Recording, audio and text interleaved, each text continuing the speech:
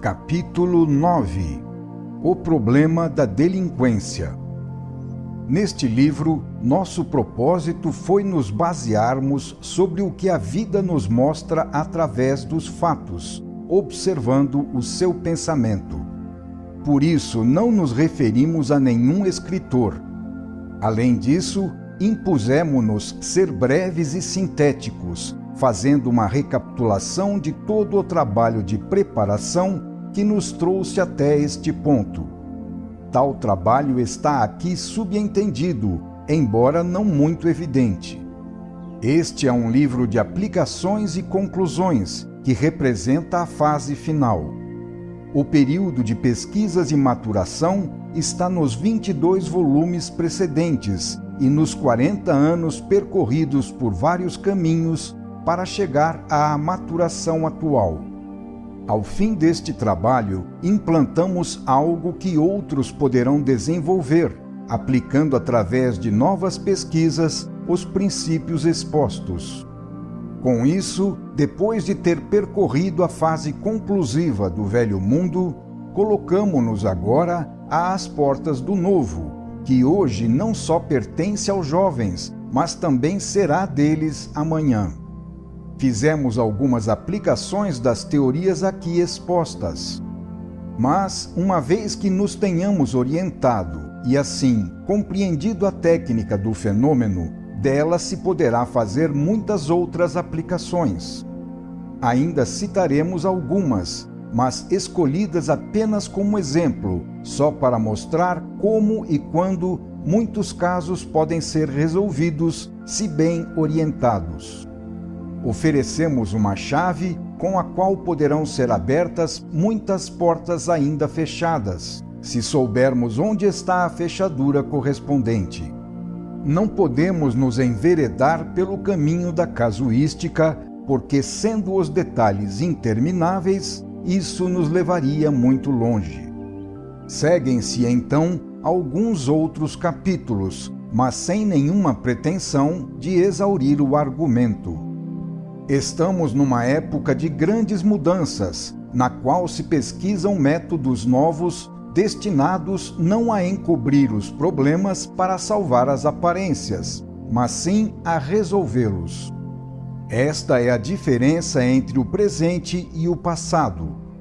Antigamente, o problema da pobreza era enfrentado com o paliativo das esmolas e com a promessa de uma felicidade futura no céu, a qual era encarregada de compensar o mal e, assim, realizar a justiça de Deus. Hoje, em vez de fazer da pobreza um problema espiritual e deixar de resolvê-lo, procura-se suprimi-la com os meios positivos da técnica produtiva e da organização econômica coletiva. Diz um provérbio chinês, abre aspas, se quiseres ajudar um pobre, não lhes des um peixe, mas ensina-o a pescar. Fecha aspas. Nota-se a mesma mudança de métodos com relação ao problema da delinquência. No passado, a justiça encarniçava-se contra aquele condenado como culpado. Isso constituía um enfurecimento estéril, porque se limitava aos efeitos do mal e às suas origens mais próximas. A finalidade não era eliminar as causas e, com isso, a delinquência, mas sim defender-se e vingar-se. Hoje, em vez disso, tende-se a fazer a psicanálise do criminoso para atingir as causas remotas e organizar uma ação preventiva em profundidade, para impedir, na sua origem, a formação do mal. Trata-se de enfrentar o problema com métodos diferentes. Observemos quais são eles e qual é o mais útil à vida.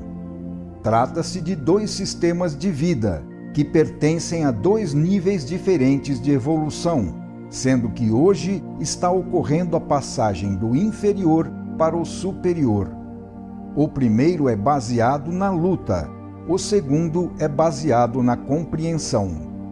O primeiro foi usado no passado, o segundo começa a ser utilizado hoje para continuar a se desenvolver sempre mais no futuro. Ele depende da afirmação da inteligência, posição nova que a humanidade agora alcança por lei da evolução, entrando numa sua fase mais avançada. O criminoso é tanto mais notado e expulso da coletividade, quanto mais próxima ela se encontra de um regime de ordem. Em um regime de desordem, quanto mais o caos domina, tanto menos se nota a presença do criminoso, porque num ambiente caótico, onde reina um sistema de luta, ele constitui a regra e não a exceção. O fato é que quanto mais involuída é uma sociedade, tanto mais ela se encontra afastada da justiça e tanto mais a vida se reduz à autodefesa na luta pela sobrevivência, na qual o mais forte vence. Esta era a substância da justiça penal no passado. Mais do que uma compreensão inteligente do fenômeno, ela se baseava em reações instintivas do subconsciente para se defender contra um ataque à própria pessoa ou aos próprios bens. A lei de Deus não podia funcionar senão de acordo com o baixo nível evolutivo então atingido, baseado na luta pela sobrevivência. A justiça consistia em uma reação de defesa e vingança, que saldava as contas, mas não restabelecia a ordem, deixando intacto o estado de guerra entre juízes, a parte lesada, e violadores, os assaltantes. Embora houvesse a punição, permanecia como um mal social o hábito do delito, que não era erradicado. No passado, dava-se exemplo público da justiça, administrando-a em praça pública, onde o povo podia gozar o saboroso espetáculo de ver os malfeitores serem torturados e mortos. Este era o lugar para onde todos corriam, e pode-se imaginar com que resultados morais e educativos. Acreditava-se com isso combater o delito, enquanto na realidade o povo aprendia a cometê-lo melhor ainda, instruído por aquele espetáculo feroz. Tais efeitos, no entanto, constituíam sutilezas psicológicas que eram ainda desapercebidas. Tratava-se de um mundo ainda involuído, ou seja, carregado de negatividade. Assim, à negatividade do criminoso somava-se a da sociedade julgadora, e à negatividade da culpa somava-se a da punição, de modo que o ódio e a vingança aumentavam a negatividade em vez de absorvê-la para eliminá-la. Não é possível combater a negatividade senão com a positividade, que a corrige, agindo em sentido oposto. Tal sistema não é seguido porque o indivíduo, no seu egoísmo, preocupa-se tão somente em resolver o seu problema, que é defender o seu próprio interesse. Cada um dos dois termos lança sobre o outro sua própria negatividade, que na falta da ação de uma força corretiva permanece intacta. Desse modo, o mal, que não pode ser eliminado com outro mal, não é curado e reaparece sempre. Deveríamos ir então de braços abertos ao encontro do delinquente? Isso é possível para uma sociedade que já atingiu a fase de compreensão, mas não para aquelas ainda situadas na fase de luta. Tudo isso, então, era justificado no passado, porque se utilizava o sistema de imposição e os homens se achavam na fase de luta. Há, porém, outro fato. A humanidade está passando hoje à fase da compreensão, e isso acontece primeiramente com as classes dominantes, que representam a posição evolutiva mais avançada e das quais se espera, em relação ao criminoso, a iniciativa de se passar do regime de luta ao da compreensão. Trata-se de um momento propício para iniciar e depois realizar a passagem para uma posição de positividade, a fim de sanar o mal, corrigindo a negatividade do elemento antissocial, criminoso, oposto à sociedade. É pela maturidade das massas que o indivíduo anti-ordem deve ficar como que estrangulado por uma reação psicológica coletiva, pela qual seu campo de ação é fechado. Este homem deve ser julgado pela opinião pública como criminoso, mesmo quando, ao prejudicar o próximo, dá provas de saber vencer pelo valor da força ou da astúcia. No passado, ele podia, caso vencesse, tornar-se um herói admirado, porque era julgado com uma psicologia individualista, pela qual só a parte lesada interessava reclamar, não à coletividade. Aos outros, porquanto ilesos, não importavam os danos, que não lhes diziam respeito. A vitória, pelo fato de ser à custa de um terceiro, dava a eles um senso de valor e poder, incutindo, portanto, respeito. Ainda hoje, o delinquente astuto, bem-sucedido, provoca uma dose de admiração por parte dos que não foram lesados. Tudo isso está implícito no sistema da luta e surge dele como consequência. Este sistema é uma qualidade ligada à involução, de modo que quanto mais involuído é o indivíduo, tanto mais valor ele tem como criminoso, e ao contrário. Acontece que a evolução tende a eliminar tal tipo. É assim que a delinquência começa a ser julgada como tal quando o mundo se civiliza, enquanto antes constituía um método normal de defesa e um meio necessário à vida, a qual, quando se encontra em tal nível, aceita a delinquência, porque só quem sabe roubar e matar sobrevive nele. De fato, o criminoso acha-se à vontade e vive bem num ambiente caótico, que é feito sob medida para ele. Mas acontece o contrário num regime de ordem, ao qual somente o evoluído se adapta. Assim, pode-se considerar o criminoso como uma sobrevivência atávica do passado, destinada a desaparecer com o tempo por lei de evolução, pois quanto mais a sociedade civiliza-se, tanto menos adaptado a tal ambiente ele se torna, e tanto mais difícil é para ele viver nestas condições. Em um momento de transformação como o atual, estão aparecendo novos critérios, antes inconcebíveis.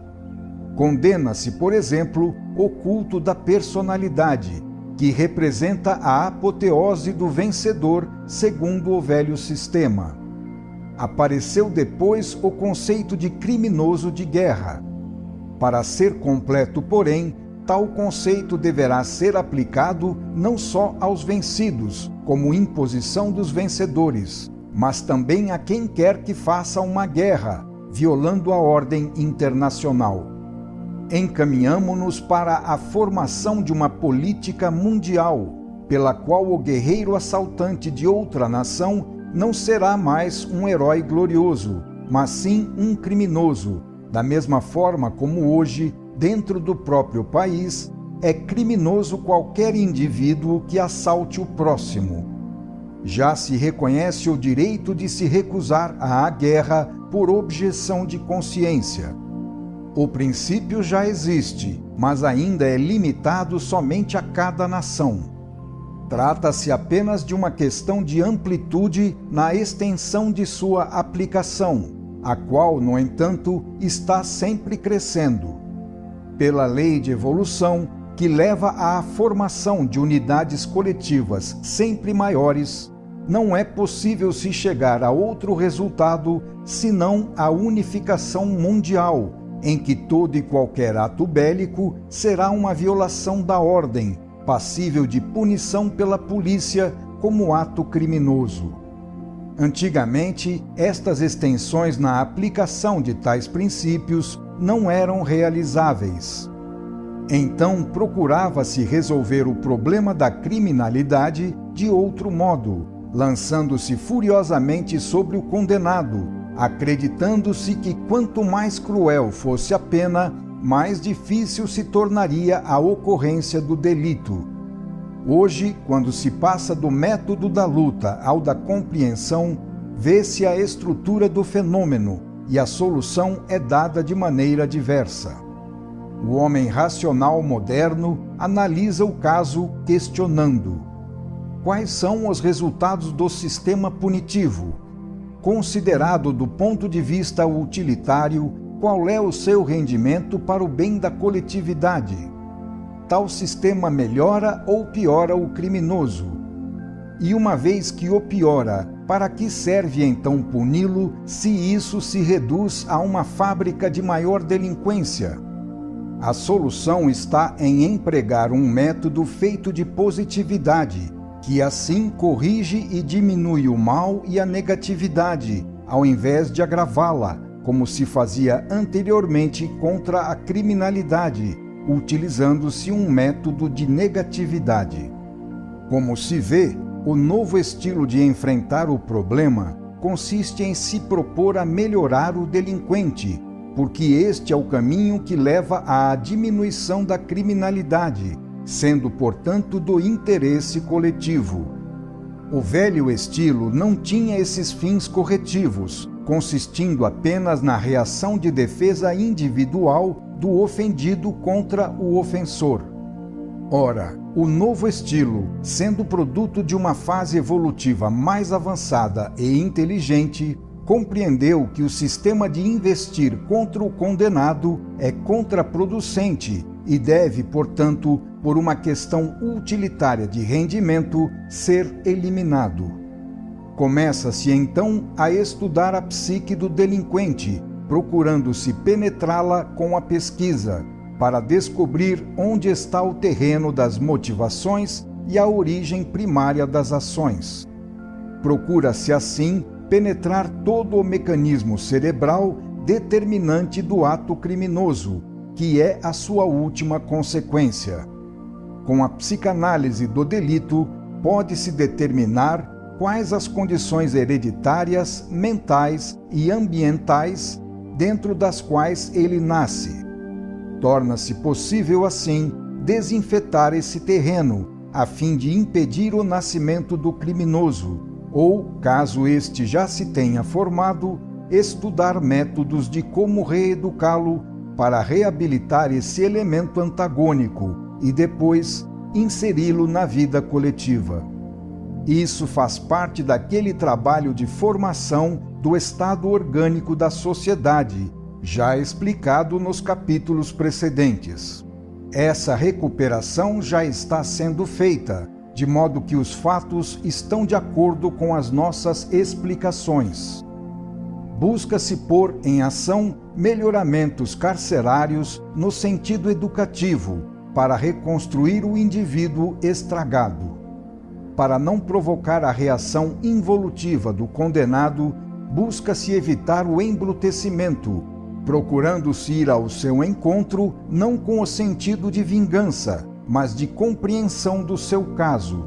Busca-se reatar as relações de boa vizinhança na convivência social, rompidas por várias causas que se procuram eliminar. É verdade que a sociedade quer antes de tudo se defender, sendo isto seu pleno direito. Mas ela deve agora aprender a se defender mais profundamente, suprimindo a causa do mal, e não o agravando com o acréscimo de outro mal. Também neste setor, vemos a passagem para a fase de colaboração, que constitui o novo estilo de vida em todos os campos. Antigamente, a ação punitiva dirigia-se contra o indivíduo que tinha agido mal, mas ele era tão somente o último efeito de uma cadeia de fatos ignorados pela justiça, os quais tinham, todavia, valor determinante. Tais fatos eram desconhecidos porque a penetração psicológica do homem não era capaz de observá-los. via-se o fenômeno com outra forma mental. A aplicação da justiça tinha frequentemente o sabor de uma luta entre criminosos. De fato, quem ditava e aplicava a lei era aquele que, por ser o vencedor, havia se tornado senhor, cuja vontade o vencido devia suportar. As classes ricas e dominadoras constituíam os vencedores, enquanto as pobres e subjugadas constituíam os vencidos. As primeiras faziam a lei a seu favor, condenando aqueles que tinham interesses contrários caso não obedecessem. Assim, o delito para indivíduos da classe dominada era um ato de legítima defesa. Porém, mesmo assim, eles eram punidos, porque num regime de justiça baseado na força, o fato de serem fracos e não saberem vencer tornava isto merecido. Ora, se estes homens se tornassem fortes e vencessem, não seriam mais criminosos, e sim legisladores, admirados e obedecidos. Em tal mundo, o culpado, que acabava punido segundo a justiça de então, era quem perdia a batalha, por não ter sido suficientemente forte ou astuto para saber vencê-la. Neste tempo, a reação punitiva dava-se através da luta, método correspondente ao primeiro tipo de vida. Hoje, a justiça procura também os culpados colaterais, precedentes e longínquos, de modo que a reação ao mal se dá através da compreensão, método correspondente ao segundo tipo de vida. Atualmente são chamados a debate elementos antes nunca vistos, que podiam antigamente fazer o mal impunemente, pois ninguém os via. Culpava-se assim aquele envolvido mais próximo, apanhado em falta, desconsiderando-se desse modo o fator remoto, que pode ser determinante. Vem à minha mente um exemplo típico, no caso histórico da monja de Monza. Ela foi mantida presa numa cela durante toda a sua vida, por ter seguido os instintos do sexo, a cuja satisfação tinha direito, deixando-se levar pelos delitos decorrentes de sua ligação com um delinquente, que por sua audácia tinha conseguido fazê-la sentir nele o macho protetor. No entanto, ela procedera segundo os elementares e sadios impulsos da vida. Neste caso, a justiça não viu seus genitores, que, sem aparecer, haviam-na indiretamente constrangido a declarar uma vocação inexistente. Não viu o pobre, simples e velho padre escolhido propositadamente para aceitar tais declarações. Não viu, se bem me lembro, uma tia que queria apoderar-se do feudo, cuja posse a monge herdaria, caso não fosse fechada em um convento. Quem era então o culpado? Mas a punição foi aplicada somente a ela. Quantos outros puderam cometer a metade do delito impunemente porque a justiça não os viu, fixando-se somente na monja? Tais casos não autorizam a exigir uma justiça perfeita, impossível na terra, mas autorizam a contar com outra justiça que retifica a humana quando esta não consegue funcionar. Hoje se estuda o criminoso e procura-se entender o delito. Às vezes, mais do que um culpado, encontra-se um doente. A perseguição está sendo superada. Perante um acusado, busca-se saber por que esse homem é culpado, procurando determinar quem e que fato o levou a esse ponto. Agora vemos que a justiça, para ser feita, deveria golpear outros pontos, situados distantes. Pode, assim, atrás da culpa incriminada, aparecer um mundo de outras culpas individuais e coletivas, das quais aquela do condenado nada mais é senão a última consequência.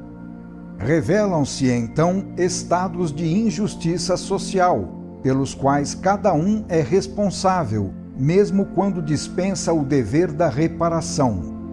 Então, uma sentença penal pode constituir um convite a se fazer um exame de consciência para ver a parcela com a qual cada um concorre na determinação daqueles efeitos. Às vezes, quando acontece um fato triste, em vez de se investir contra quem se deixou apanhar em falta, poderia ser até mesmo o caso de nos perguntarmos quem é o verdadeiro culpado. Final do capítulo 9.